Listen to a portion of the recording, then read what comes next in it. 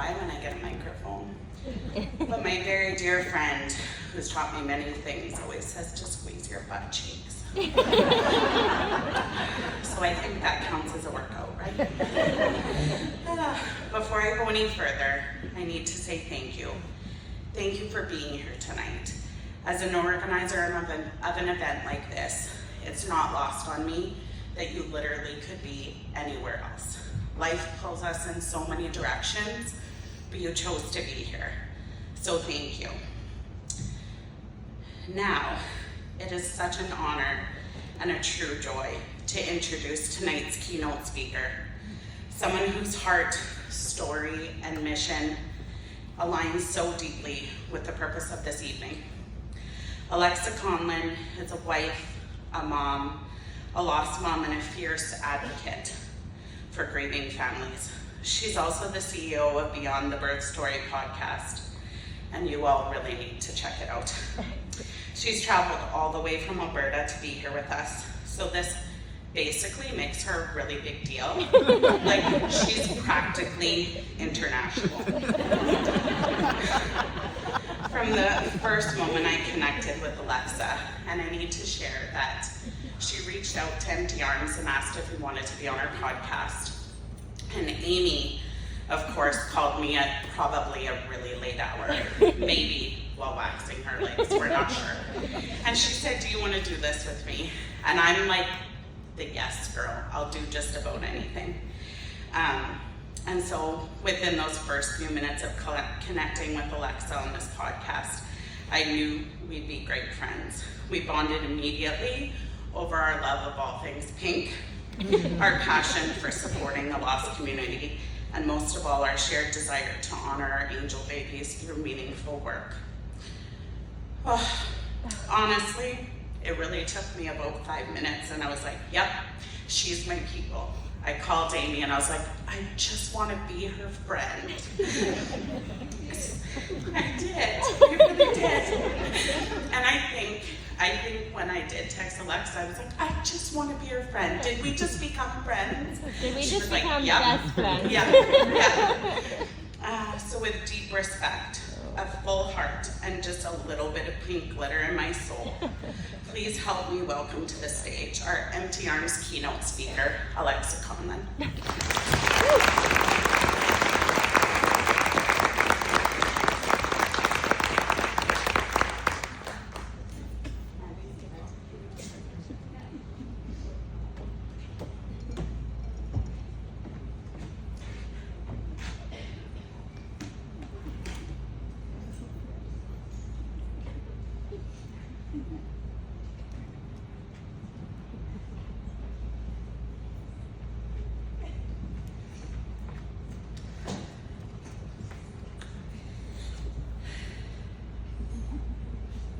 Thank you, Kim, for that wonderful introduction.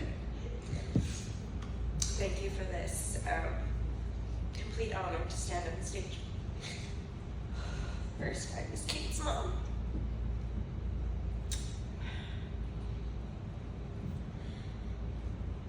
Yeah, I'm gonna do that. Thank you. I don't often let myself cry, so to cry in front of this many people is something. Okay. Before I begin, I want to take a moment to acknowledge the incredible strength of each person in this room. Whether you are here as someone who has experienced the unimaginable loss of a baby, a healthcare provider, a friend or family member seeking to understand, or an advocate, your presence here tonight is a true testament to the resilience of the human spirit. I know the topic we're addressing is one that touches deeply in the hearts of many. Baby loss is an incomprehensible and unthinkable tragedy.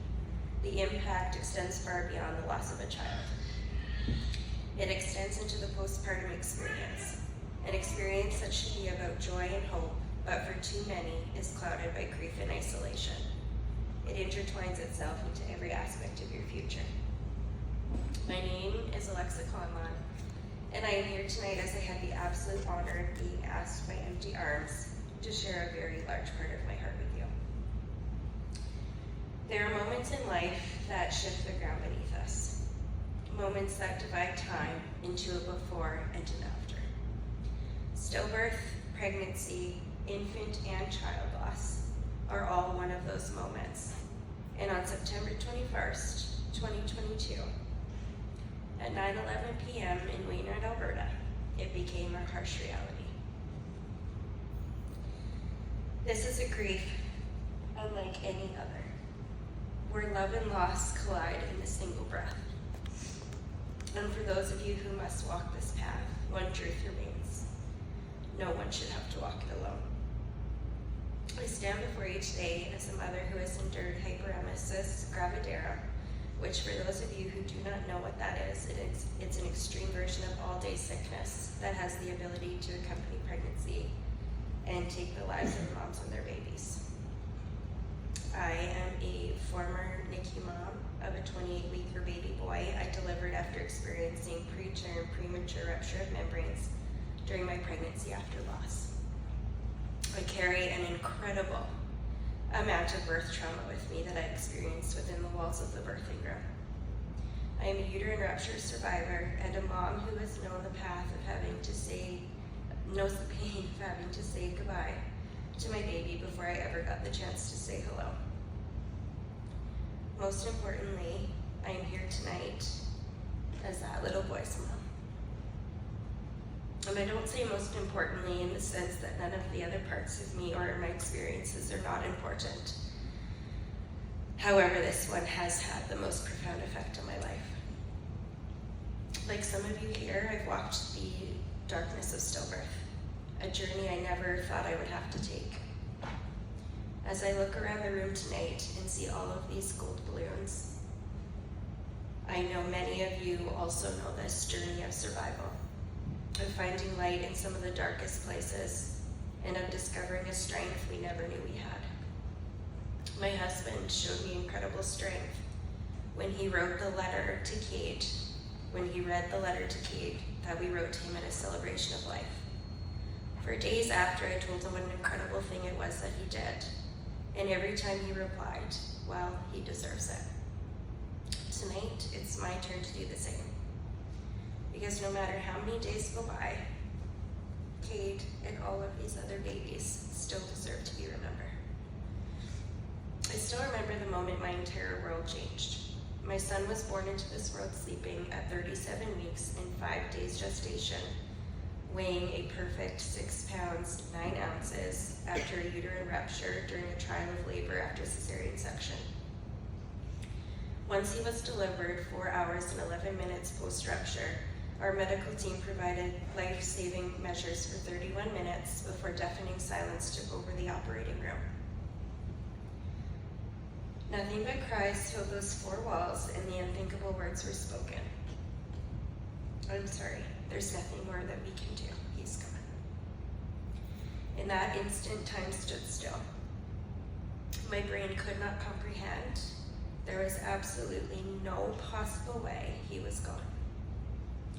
The future I had envisioned, his first steps, bedtime stories, laughter, memories with his siblings, was all stolen away in a cruel silence that echoed through my entire being.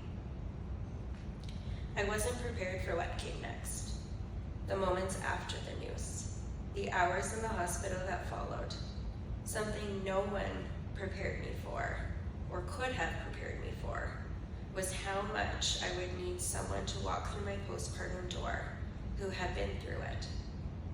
Someone who could look me in the eyes and say, I know. You are not alone. Here is what you need to know.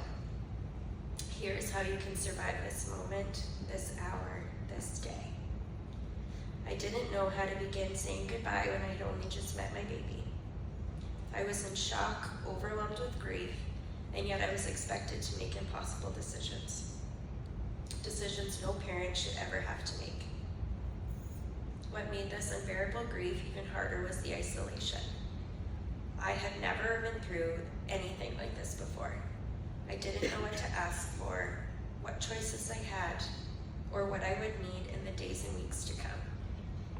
The lack of resources and the absence of support, the feeling that I had been left alone to navigate this pain.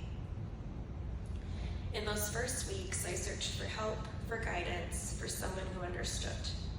Too often, finding closed doors and awkward silences, in a society truly unprepared to hold space for this kind of loss. I was connected with a fellow lost mom while still in the hospital and was met with such desperation to help in any way that she possibly could. The thing about this kind of loss, and any kind of loss, is that we all experience it and process it in a completely different way. And we rely on our medical team in the hospital to educate us on all of our options. However, I'm sure the nurses in the room can agree with me that not everybody is comfortable having these conversations, understandably. We may not feel comfortable presenting the options to the family facing loss head on. However, as a mom who was not presented any options, I can strongly advocate for the fact that these parents deserve all the options possible. Our medical professionals are trained to deliver the bad news, and hospitals are equipped to handle our physical recovery. There is often a critical gap when it comes to the emotional and psychological support. Parents who have just lost a child often find themselves alone in a room meant to celebrate life, facing an overwhelming absence. They're left to navigate a flood of emotions, grief, shock, confusion, with little to no guidance on how to begin this process of healing. I do not regret a single moment we spent with Cade. What I do regret is not having every single option presented to us to ensure we had the opportunity to make every memory possible. Our nurse at the time did the best she could in terms of offering to take photos. I wish somebody would have been there to tell me just how special these photos would be. We spent majority of the time trying to soak in every single moment possible with him, while also trying to capture the moments ourselves. Our nurse kept reassuring us that we could spend as much time as possible with him. However, it seemed like every few minutes the funeral home was calling, asking if we were ready for Kate to be picked up. We did not have the privilege of having a cuddle cot to buy us many, many hours. Forever would not have been long enough, and 24 hours absolutely wasn't even close. Just remember looking my nurse in the eyes and being like, how am I ever supposed to tell him that it's time to go get my baby? I wish I had a mom next to me who got it, who could have taken my hand and said, I've been here, let me help you through this. I wish for someone who understood this kind of loss, someone who would sit with me in my grief without rushing me, someone who could explain my options and not in a cold clinical way, but in a way that recognized the sacredness of this moment. I needed support, and not just medical care, but emotional care. I needed someone who could hold space for my pain, who could validate my grief, and who could guide me through the first few hours of the hardest journey of my life. Leading up to discharge, I was handed a pamphlet and explained that there are a ton of resources where we were living for bereavement care. About 72 hours after we got home, I received a call from the bereavement team in Red Deer, which is about 4 to 5 hours away from where we live. The conversation started with, hey, how's it going? It was in that moment that I knew I was about to have to be in control of finding appropriate care and support. To this day, I still have not received any follow-up. The day I was discharged home from the hospital, I had no preparation for what it would be like to walk through the door without my baby. Trying to comprehend that I walked in pregnant, and now I'm leaving in a wheelchair with a brown box on my lap. I cannot pinpoint another moment in my life where I had experienced such a tremendous amount of emotional pain that my legs physically gave out underneath of me. Walking into my house that day, on my front lawn with my husband on this arm and my dad on this one, I just remember hitting the ground and hearing the echo of my cry. The next day we had to go to the funeral home. The only thing I knew for certain sitting in that hospital room is I had in my arms a life that still deserved to be celebrated. Walking through the funeral home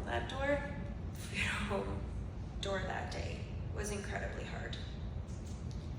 We were asked to make decisions on how we wanted to celebrate his life ending when we should just be celebrating the beginning. There are a few days between getting home and Kate's celebration of life. Had I known at the time, I had options of how to spend this. I would have been next to my son, spending every single moment I could have with him, memorizing every inch, holding him and reading to him.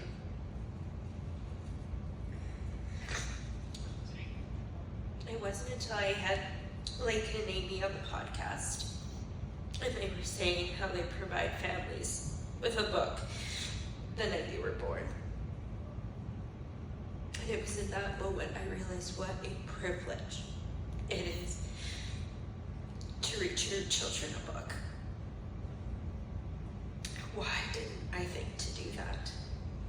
Why did nobody tell me to read my baby a book?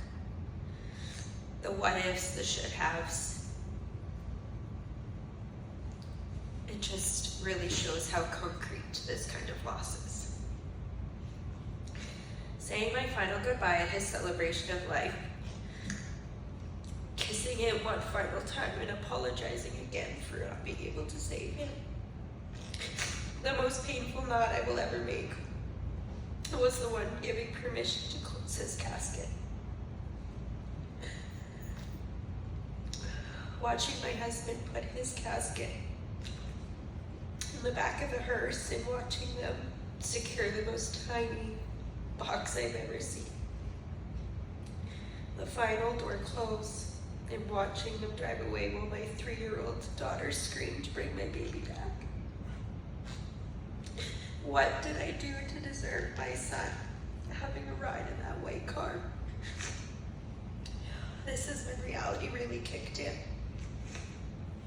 The day my husband brought home the urn. I often say that my mind understands that he's never coming home. But how does a mother ever convince her heart that their baby is never coming home?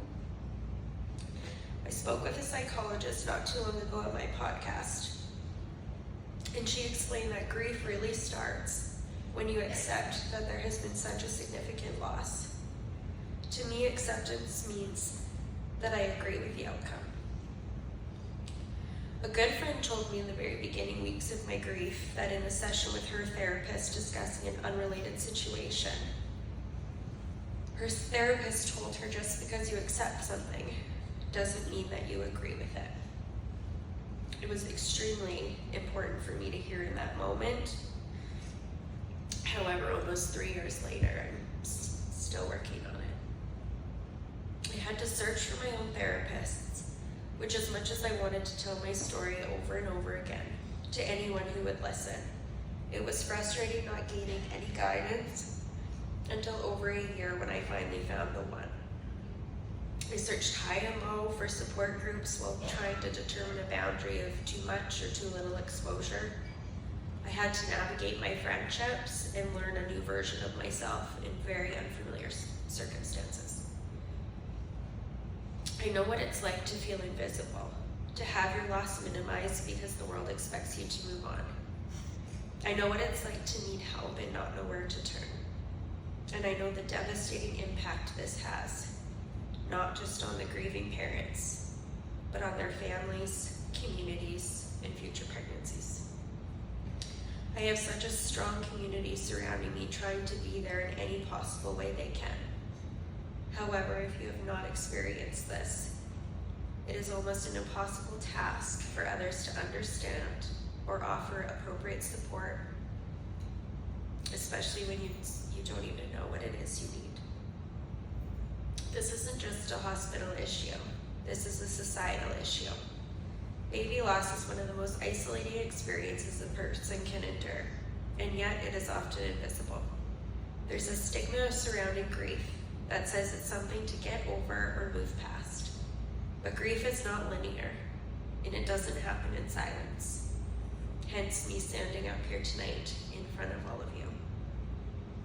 The lack of adequate support I received in the postpartum room only perpetuates this silence. We must challenge the silence that surrounds baby loss and ensure that those who are grieving receive the care and compassion they need and deserve during one of the most painful periods of their lives.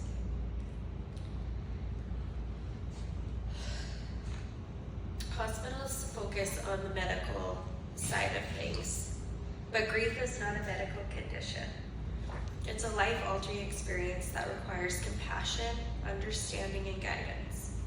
Now more than ever, I understand the magnitude of importance of having others who could step in at that moment of loss to walk alongside families, who could gently explain what to expect, help parents create memories, and ensure that no one leaves the hospital feeling abandoned in their grief. I personally know of 2 families who had empty arms in their room, in which they said, "Empty arms completely changed my life. And even though I haven't made my best efforts to stay connected, they have always been there, and they showed up when I didn't even realize they existed. I think it's such an amazing organization that lets you not feel alone and gives you such a special memory and keepsakes. They were a huge part of my healing, and I'm thankful for them every single day." I cannot go back and change my experience. I cannot give my past self the support I so desperately needed. But I can stand here tonight and be the voice that says no one should have to go through baby loss alone. I would have given anything to have empty arms walk through my hospital room, to meet me in my postpartum early days of loss. However, I am so grateful that our paths crossed when they did, and that you have been willing to support me well into my grief journey. It is a testament to the unwavering dedication these women have for these lost families.